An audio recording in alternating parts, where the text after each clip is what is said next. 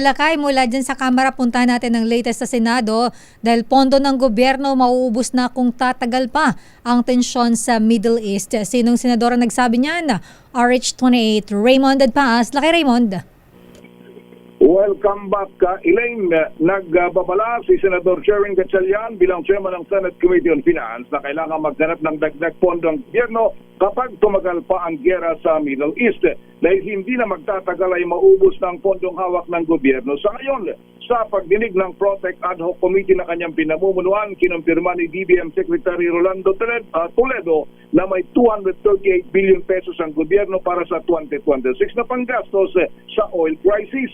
Sa pag-aanalisa ng team ni Gatchalian, nasa 70 to 80 billion pesos ang gastos ng pamahalaan sa loob ng isang buwan. Kaya't ang 238 billion pesos ay mauubos sa loob lamang ng 3.5 buwan. Ngayon ay naka 45 days na nagsimula ang krisis, kaya't nasa 2 buwan na lang ang itatagal ng nasabing pondo. Ang takot ni Gatchalian ay kung magtatagal pa ang gusot sa Middle East, ay tiyak na kakailangan maghanap ng mapagkukuhan ng pondo ang gobyerno. Ito ay upang may gagamitin na pang-ayuda sa mga sektor na pinakamatinding naapektuhan.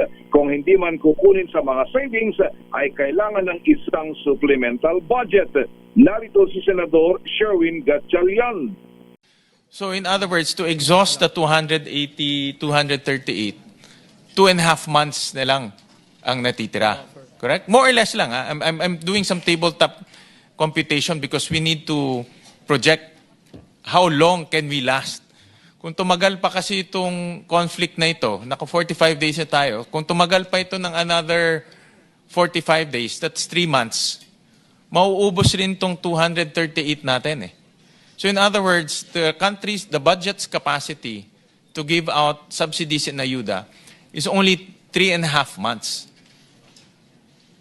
Anything beyond that, gagalaw na tayo ng ibang items. Ang bahagi ng pahayag ni Senador Sherwin Gatchalian sa umagang ito, 2 magkasabay na hearing ang gaganapin sa Senado. Ito ay ang hearing ni Senador Risa Hontiveros tungkol sa paglilipanan ng mga online games at ganun din ang hearing naman ni Senador Erwin Tulfo hinggil sa Sustainable Livelihood Program ng DSWD. Ito si RH28, Raymond Adpaas para sa DZRH. Una sa Pilipinas, una sa Pilipino. Maraming salamat, Raymond Adpaas.